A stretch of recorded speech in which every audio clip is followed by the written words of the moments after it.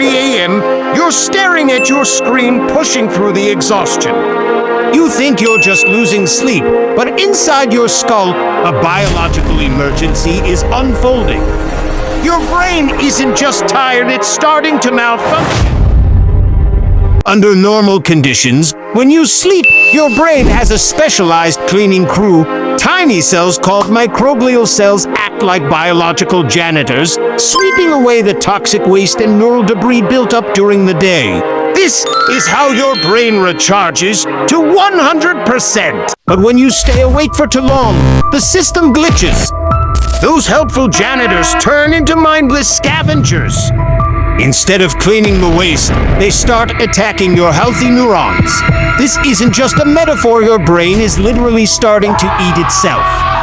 Think of your memories as a vast library. Without sleep, the dissolving librarian takes over. Connections that hold your precious moments together begin to fray. Your focus shatters, your mood swings darken, and your ability to learn new things simply dissolves. All-nighter may feel productive, but your body pays the price. Your focus drops, energy crashes, and stress rises fast. One night can hurt, but repeated sleep loss causes real damage. Before staying up again, ask yourself, is it worth it?